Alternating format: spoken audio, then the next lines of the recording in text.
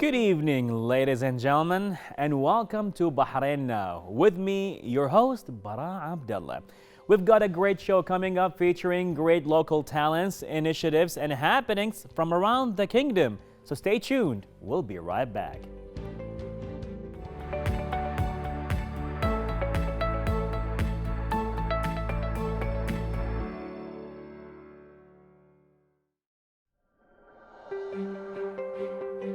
And now, ladies and gentlemen, let's go for a deep talk. As writing takes courage, it's pouring your feelings into a blank piece of paper rather than just putting pieces of words together as a weaver.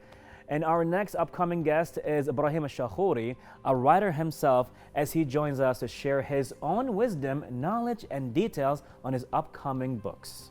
And I say books because a lot is going on right here. So Ibrahim, good evening. How are you? Good evening to you. I'm doing well, thank you, and thanks for having me. It's definitely our pleasure having you here today. So a little bit about yourself, if you don't mind.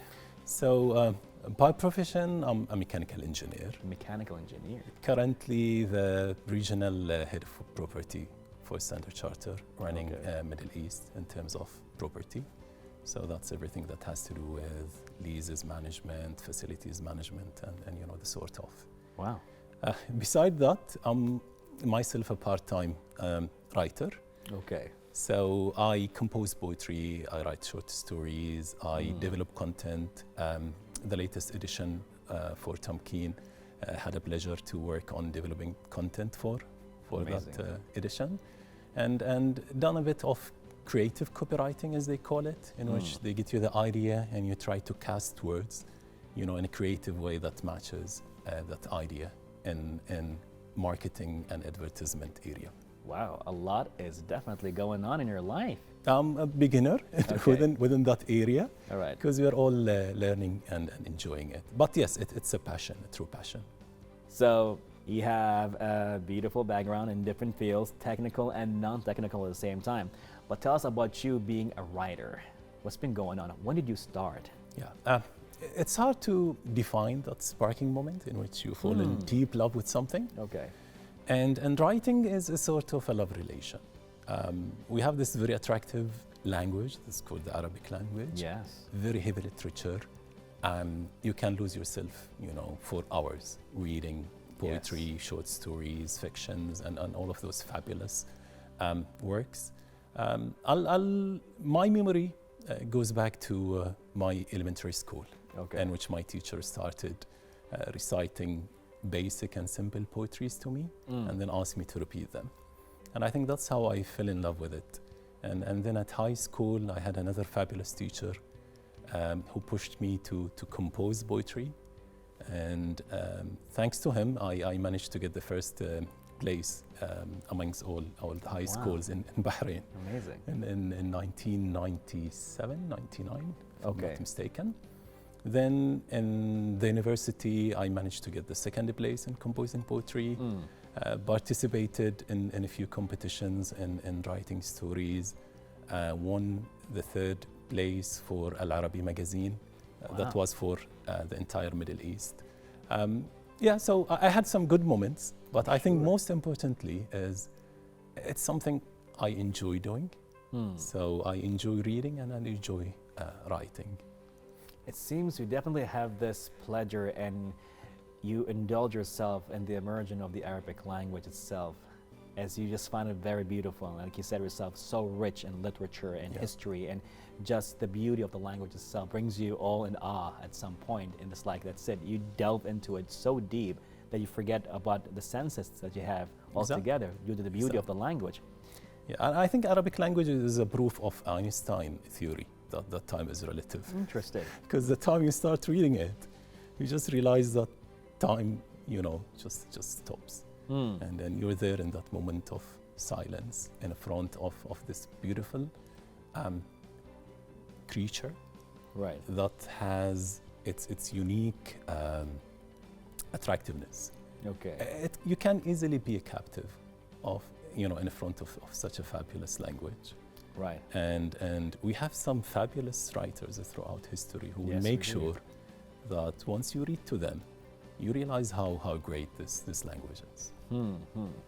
We'll get back to that later because there's a lot going on here. I can just feel like we're going to get even deeper and deeper in the sense of the Arabic language itself. But tell us about your writings. Now, what do you pretty much put yourself into when it comes to writing? What do you prefer? I think since we all write, we can call ourselves writers, you know, sort of. I consider myself as a poet, beginner. Okay. And also a beginner short stories writer. Now, professionally, I worked as a part-time journalist in many local newspapers. I published and then worked as a writer, again, correspondent writer for some magazines like Al-Qafila and you know, sort of. But yes, I would like to define myself as a short stories writer and a poet. Right. Beginner, but that's good enough for me. So, being in poetry and being as a writer, what do you write poetry of?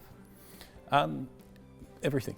Everything. Okay. So it's not like, you know, when you sit in an exam and the teacher tells you, write, you know, an essay about XYZ, and you just sort out your, you know, ideas and you start writing about them. Right.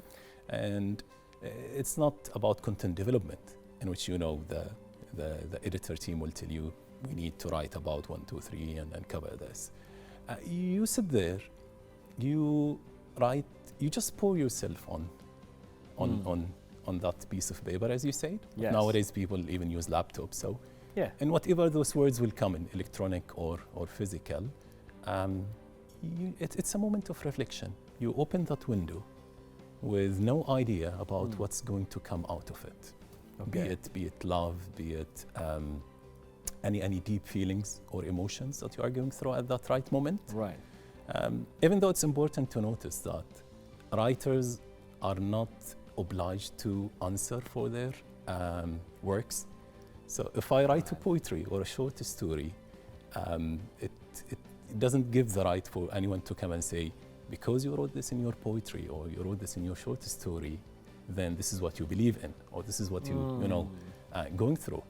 It could be a moment that you come across in you know, in the daily life that touches you very deeply, and then you are there to reflect that and sculpture it in nice words. Beautiful. And that applies even on your short stories writings, yes. Right? Short stories, poetry, it's all about, you know, our reflections. Okay. And it's also about you, I'm taking this as a metaphoric you know, expression, you being naked by going out there. Metaphorically. Yeah, absolutely. and just saying, reflecting on what you have inside you, because when you write, people can easily see how deep you are. If you are shallow, you know, and you're just there trying to cast some words in a rigid way, right, you can expose yourself easily. But if you are a philosopher, for example, you can people can pick that up, you know, up easily and see, oh, this guy has some knowledge. He reads a lot, because that's the moment in which you go there, you know, on a stage, and just, you know, talk. And you know what they say? They say, talk so that I can see you. Right. So regardless to how you look, we always wait till you talk, and then those words will actually define you. You spoke like a true writer, because you are. Like, that is beginner writer. All that in the beginning stage? Yes, because see, you compare yourself to those fabulous writers. Really, and that's important. Well, I mean, when it comes to writers, it seems that you have a lot of mind, but who pretty much do you think is at a pillar on his own, like a pinnacle? It will be unfair. For me to you know, categorize. Okay. But I can tell you those who impacted me personally deeply. So you talk about poets like Nizar Qabbani, for example. Yes. And I'm not sure how non-Arabic viewer would be, you know, familiar with. And it's unfortunate that we didn't translate much of those. That would be a little bit tricky, actually, to translate his poetry into other languages.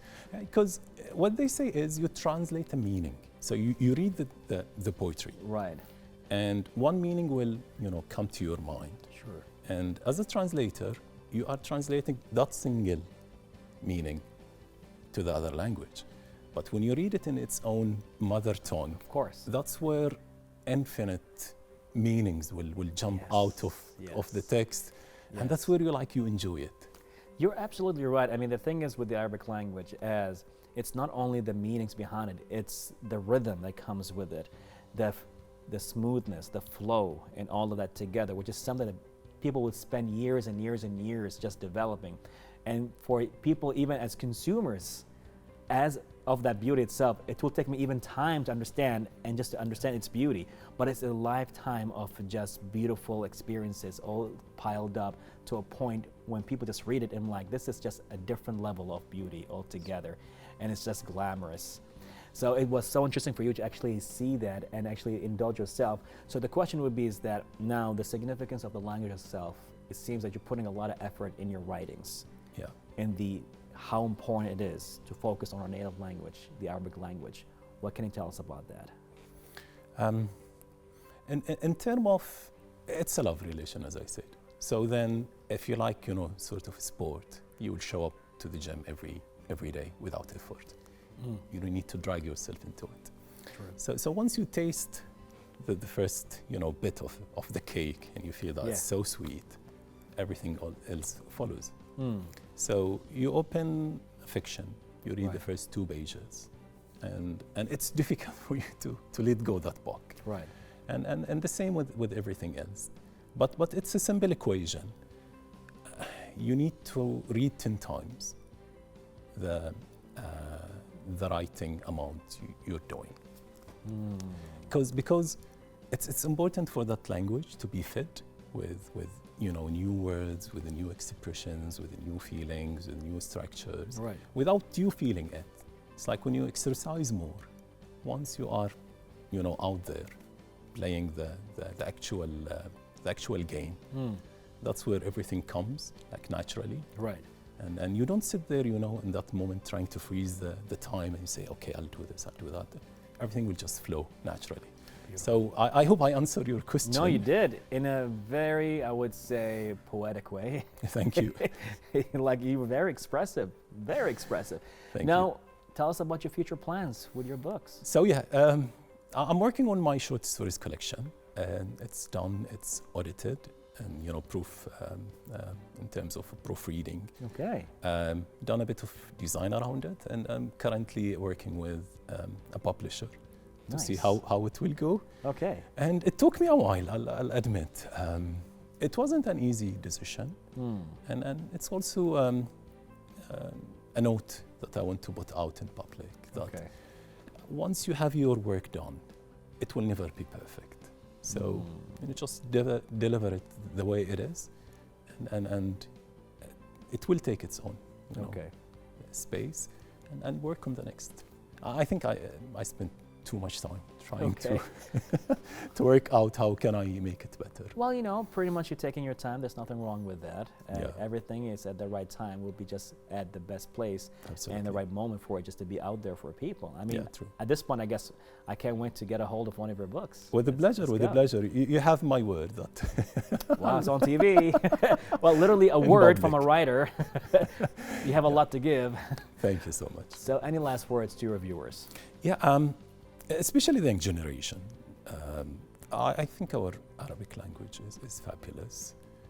Even to non-Arabic who live and stay in Bahrain, this is a fabulous opportunity to get to know this fabulous language. Okay. And to try to get the basic Arabic skill there, because you never know, you might fall in love with this language and develop something. This is for the non-Arabic viewers. For our Arabic friends, we have this treasure that just require you to look at, and definitely you will just grab it and not letting it go. It's a fabulous language. That's all I can say.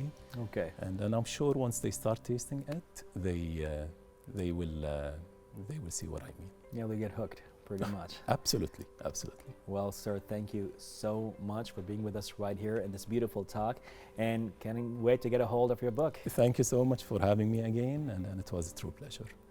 Most definitely. Well, ladies and gentlemen, the words of Ibrahim himself. as the Arabic language is a beautiful language to look at, to read, to indulge yourself with. And we can't wait to pretty much read his stories with his upcoming books, all that took place right here on Bahrain Now.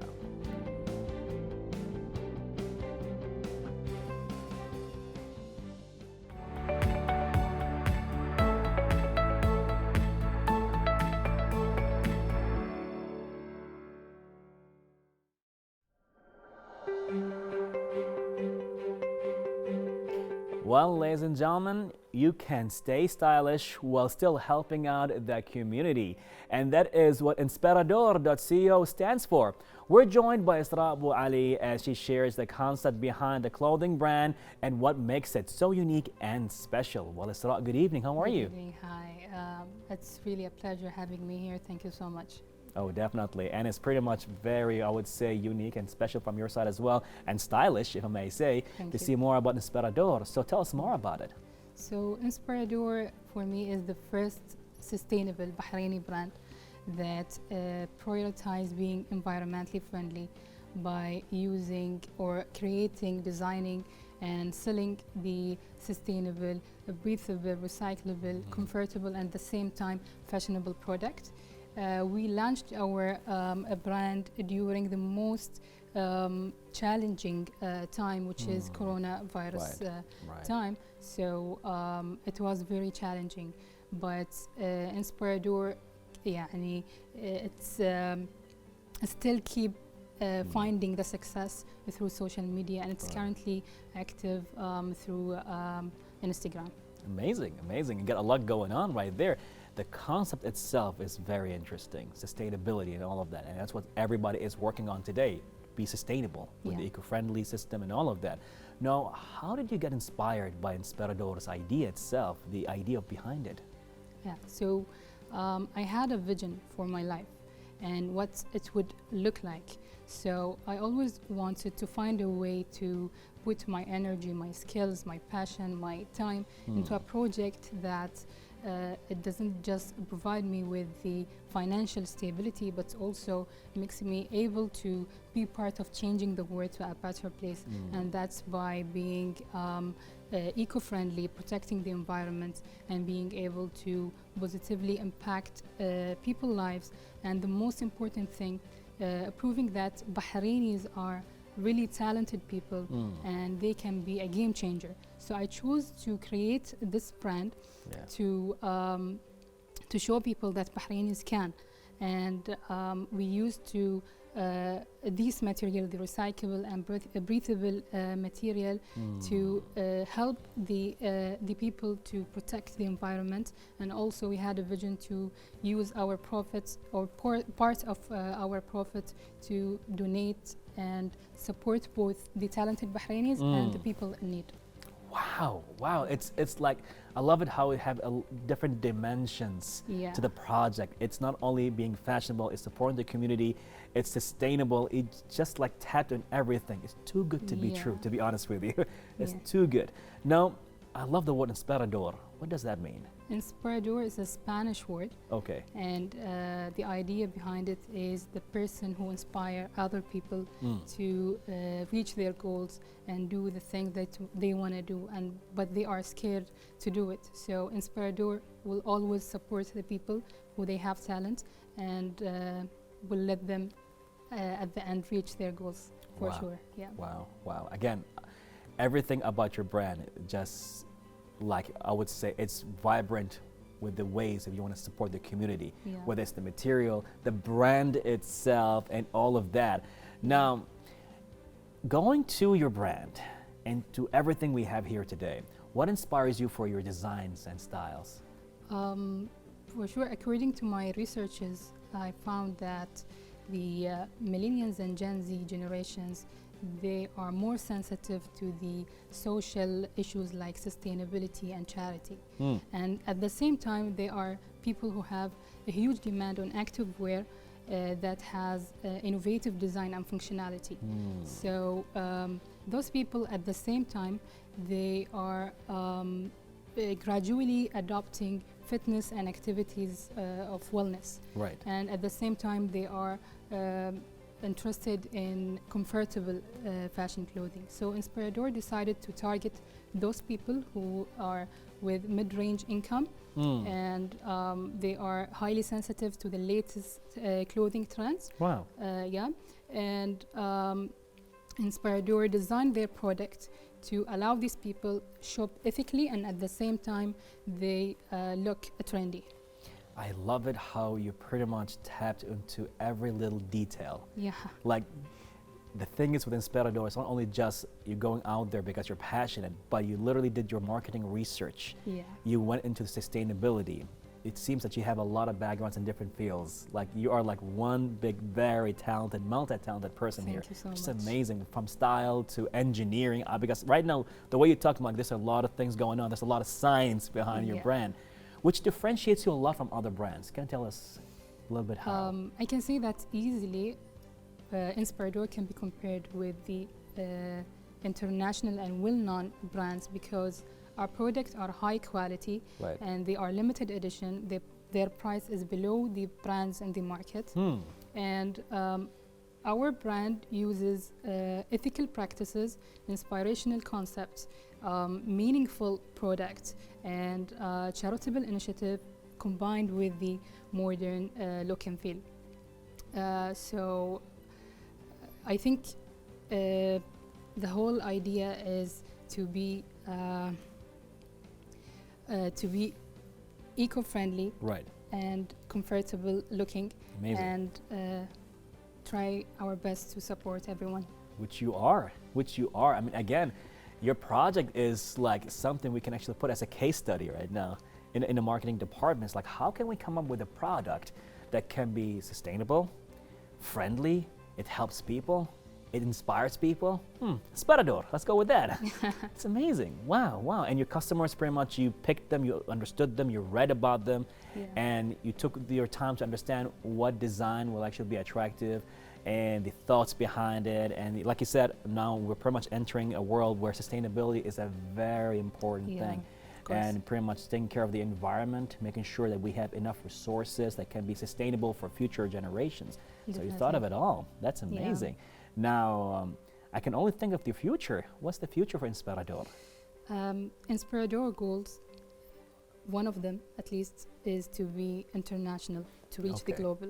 So I always say that Inspirador is not just a home business. It's something that will be international one day.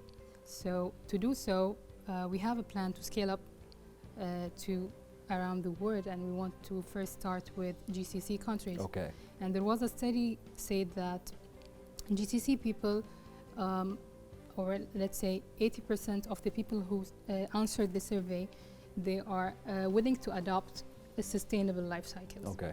So we have a plan to release 3 collections this year, along with the marketing campaign. And also, of course, we want to collaborate with bigger companies. Okay. We want to participate in exhibitions. We want to Awesome. have pop-up stores. Okay. And also, as we scale up, we want to have a target for our donation, and we want to collaborate with the charity organizations in Bahrain, maybe outside Bahrain. And also, maybe I have said that or not, we are working on some smart accessories that are going to be Interesting. integrated with the latest technologies. Really? Yeah, and they Wow. will be unique, smart, and on trend.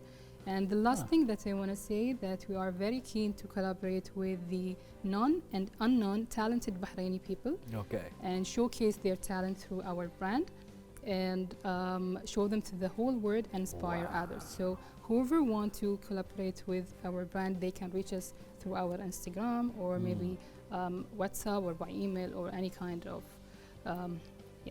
I love it. I love it. You're just a platform altogether. You're not Yeah. only a brand. You're not only doing it for the business, but you're doing it for the community. You're opening a platform for people to come and Definitely. collaborate.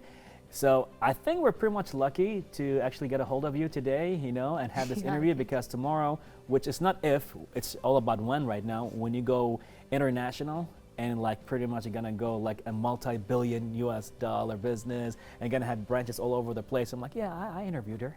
I know, Sarat. Yeah, we have an interview. Thank you so much. This is going to be definitely it. It's not about Inshallah. if, it's definitely going to be about when. Any last words to your viewers at this point? I would like to say that Inspirador is the first brand that I have created, and all these skills that I have learned about business was self-taught. So it took me a lot of courage to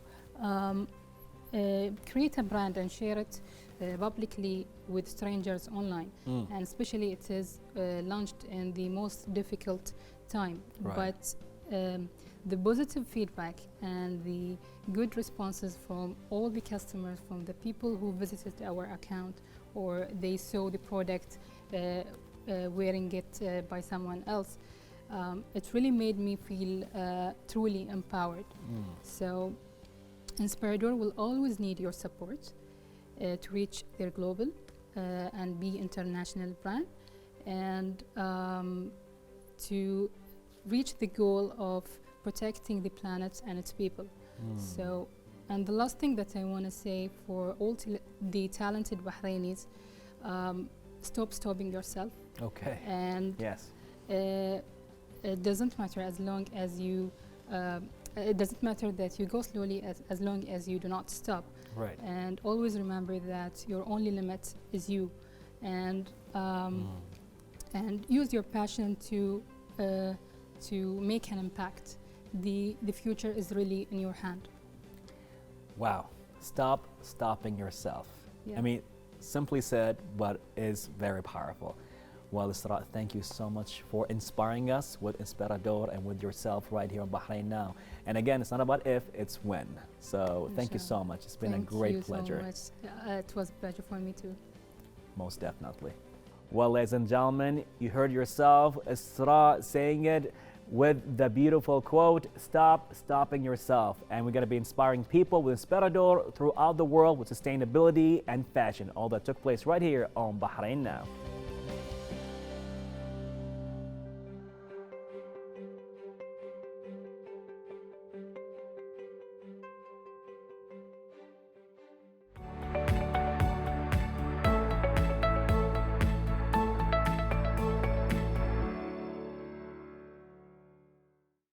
All the way from Beirut to Bahrain.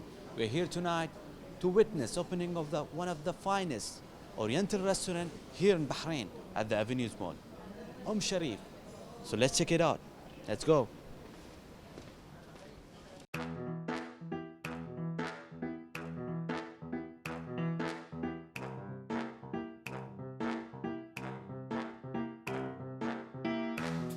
The world-known restaurants offers unique, authentic Oriental cuisine which brings back forgotten traditional flavors and providing its guests with unsurpassed first-class dining experience.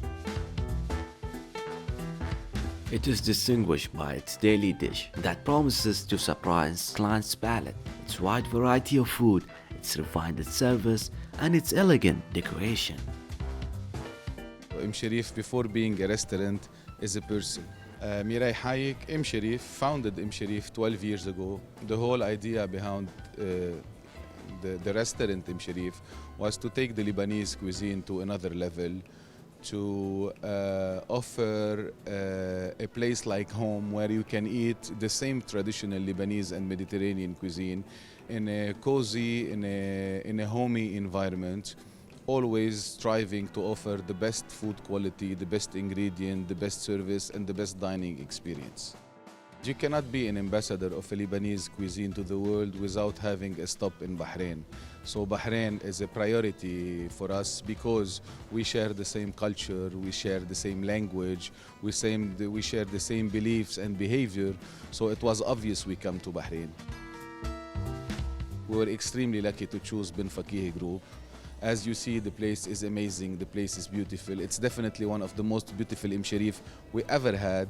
This is thanks to the generosity of Bin Fakih Group, and I would like to extend really a big thanks to Mr. Faisal bin Fakih in person, who made the restaurant as it was his own restaurant. Our goal is to have the similar experience as the one we have in Beirut and even better, and adapt ourselves to the clientele, adapt ourselves to the product, to the offer, to the demand, So it's a whole melting pot of many things together that we need to put in place in order to recreate the same experience, whether it's in Beirut or in Bahrain or wherever in the world. It's very nice and very delicious, and I'm happy that ImSharif is opening here in Bahrain because I try it in many countries such as Lebanon, Egypt, even Riyadh.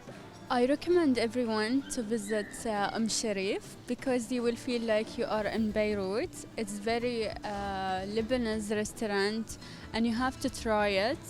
Very delicious. ImSharif is your second home. Please come visit us. And the most important things is we want you to tell us what you don't like about us, not what you like about us. Because knowing what you don't like will help us improve and go to the next level. Come try ImSharif. We'd be happy to serve our delicious food and meet you all in Bahrain at Sea Cafe. Make sure to visit the place, which is designed to represent an antique oriental mansion, lavish with luxury and ImSharif's own personal touch, as well as by its homey atmosphere. I'm Walid Al-Blushi, reporting from Bahrain International Television. Thank you for watching.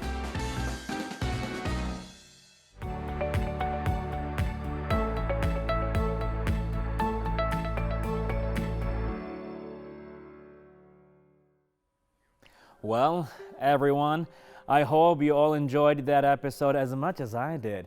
Don't forget to reach us out on our social media accounts shown below and stay tuned for more happenings right here on Bahrain Now.